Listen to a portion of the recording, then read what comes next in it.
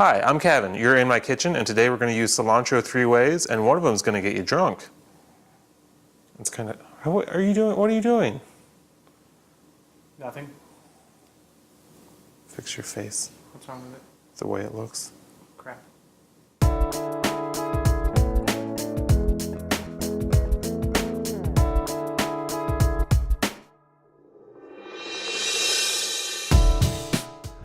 So we have a very special guest in the kitchen today. He actually was recently promoted from my husband to also sous chef, an executive producer, an editor, and videographer. And sometimes he goes to the grocery store for You're in my kitchen. So technically today you're in our kitchen. So say something funny, Scott.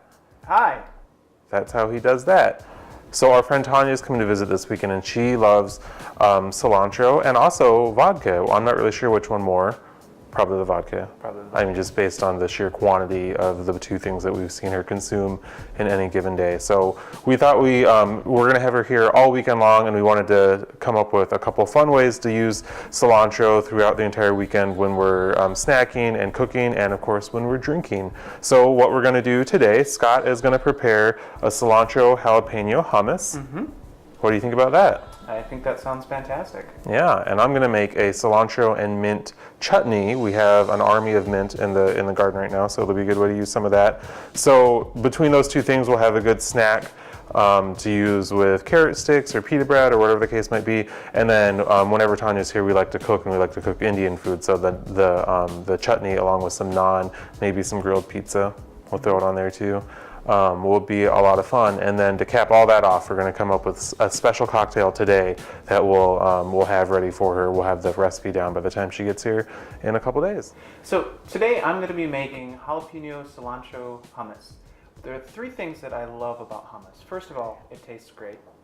Do you want me to? Second of all, yeah, you can do that part. Second of all, it's really surprisingly low fat, especially if you make it right. And three, you can make it really quickly and really easily, and it's still going to impress people. Is there a way to make it wrong where it's high in fat?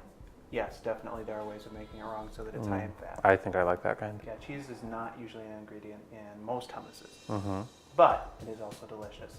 So today in our hummus, we're going to be using pretty standard chickpeas.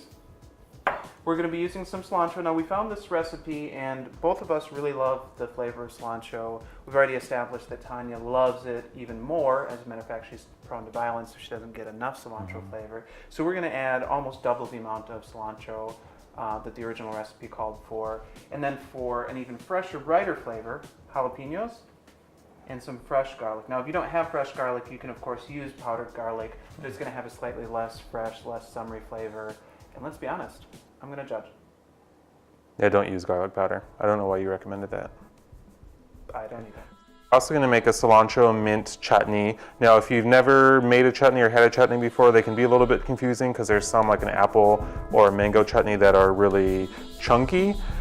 This one's actually going to be a lot thinner. It's almost more like something that we've served it with naan, or that you can spread on like a grilled pizza. Like a sauce. Like really more like a sauce that you would just serve on the table. It's delicious, but chutney can be a little confusing.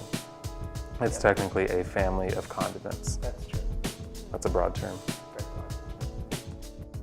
All right, so that was easy with the food processor and the blender. We could knock out the hummus and the chutney But still really quickly. impressive. But still impressive. Don't tell Tanya, this took days. Tell her it took days. All right, so the only thing that Tanya loves more than cilantro is vodka. Vodka. And also me. I made the list too, so it's me, and then vodka, and then cilantro. Yeah, or maybe vodka, then cilantro.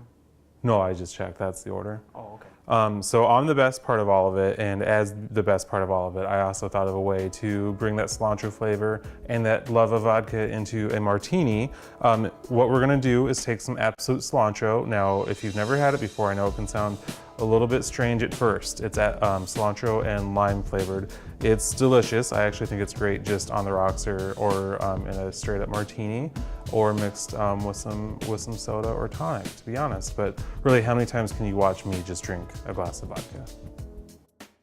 So there is our cilantro mango coconut martini. So cheers, Scott. Cheers, Kevin. And cheers to Tanya when you're here in a couple days. Scott, thanks for coming back into the kitchen. I know you took the last few years to recover from last time you were here. It was a lot of fun. See you in 2017.